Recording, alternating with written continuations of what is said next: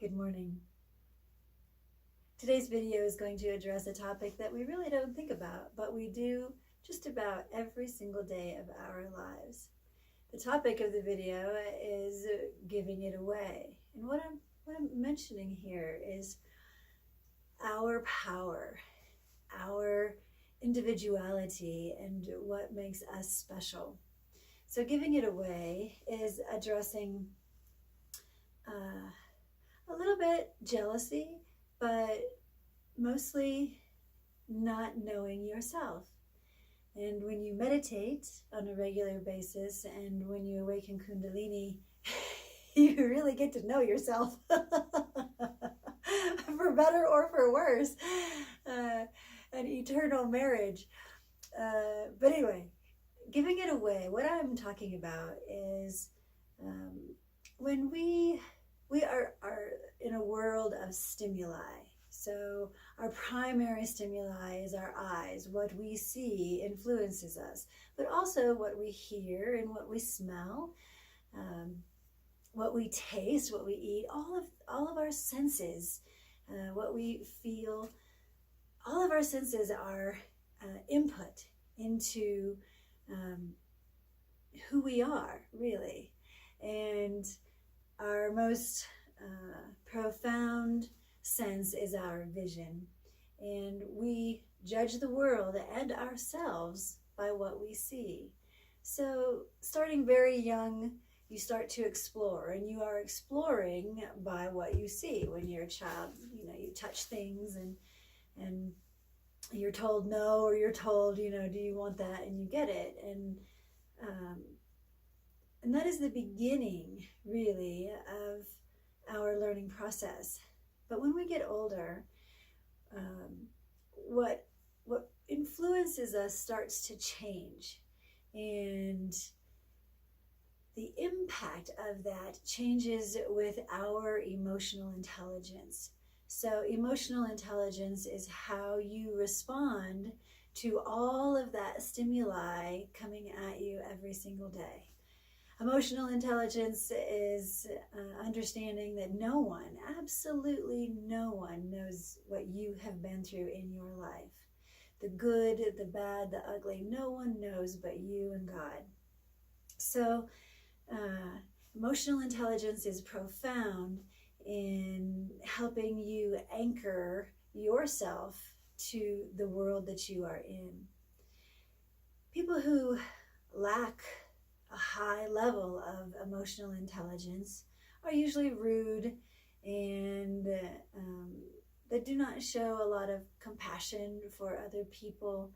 Now, once again, this video is giving it away, so I'm setting the scene for how we give ourselves away.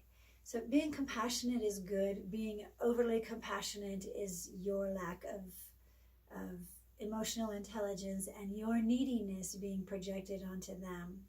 So when we give it away, when we see someone, and let's say they have dark hair and it's short and curly, and you like it, and suddenly you want dark, short, curly hair. But you were made blonde. So you go to the store and you buy hair color and you get a perm and you cut your hair and you have short, dark, curly hair. And then you discover that really isn't you. And then you change your hair back and you let the perm fade away and you come back to who you really are. Well, giving it away is really giving your power to that person. So what happens is, because you're not secure with who you are, you suddenly go and change everything about you. You change the length of your hair, the color of your hair, the style of your hair to be like that other person. And that is giving it away. Giving it away to an extreme would be jealousy and hatred. But God made you exactly perfect who you are. With all of your faults, you're still perfect. You're still the living being of God, and And he made you this way for a reason. He made you this way to learn, to grow, to accept who you are. And giving it away by idolizing, that's really the message behind idols. By idolizing other people and what they have, you are giving away your power, and you're giving it to them. You're actually empowering them. And from my perspective with Kundalini, what happens is that if you do that too much, then it starts to multiply to actually show you that that is not healthy for me, for you to do. Accept who you are. I accept who I am. And my emotional intelligence is secure because I understand that no one knows what path I have walked in this life and in all the other incarnations of my soul's physical life.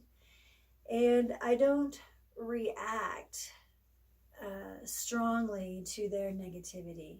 Someone could be having a bad day and they see that I'm strong, and so they take it out on me because they're thinking it won't affect me. Now, if I'm emotionally intelligent, then it won't affect me, or I'll go, they're having a bad day. If I'm not emotionally intelligent, then I will probably respond with something equally offensive, and it just escalates the problem into a bigger issue than just them having a bad day. Now, we're having a bad day, and the people around us are going to have a bad day because it's a domino effect. It affects everyone and everything. So, a neighbor of mine mentioned to me a couple of weeks ago that a couple of Tibetan monks were in town, and they were apparently followers of the Dalai Lama. And I said, oh, I didn't know that.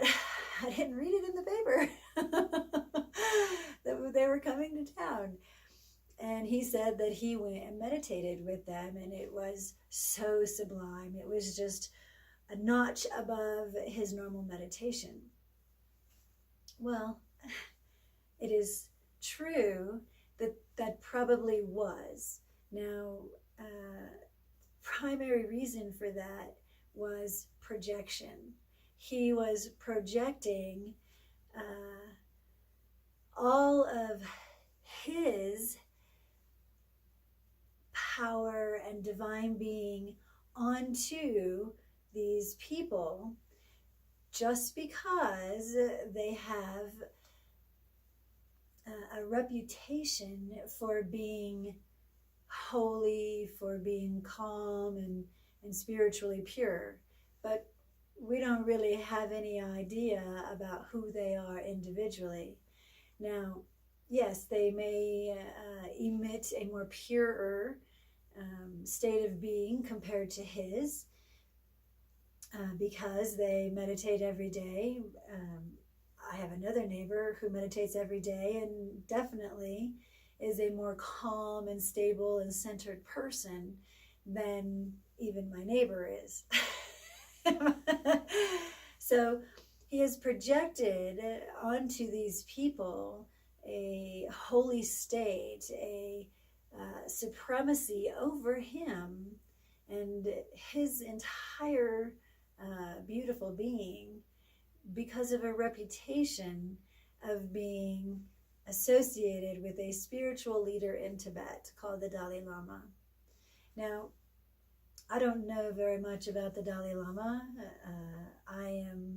I do know that his birth was prophesied, and he was selected to be a spiritual leader, and he has done a lot of great things in this world. Has he awakened Kundalini after 60 years of meditation? You don't see him flying, you don't see him spinning the Merkaba. So I don't know, but he is definitely a very kind and gentle person who is trying to promote goodness in this world for everyone to live more peaceful and in harmony. So my neighbor friend who went and meditated with a few of his followers had a beautiful experience meditating, which is great, but he gave away his own power to those people simply because of a reputation of being of a higher caliber than what he thought he was. Now, if he took all of that energy and said, I am holy, I am pure, I am God's living temple, and he did that every day, he would probably emit that same beautiful, calm, and peaceful state of being that he projected onto the Tibetan monks that came to visit. So a short video, just a little reminder of how to focus on you and focus internally on your life and your being. Now you can honor those people for their accomplishments, and you can respect them for what they are doing and what they have done. But don't give your power to them. Don't make them bigger than you just because you project that they are somehow superior to you in another way. What you desire, you can have for yourself. Thank you, and have a beautiful day.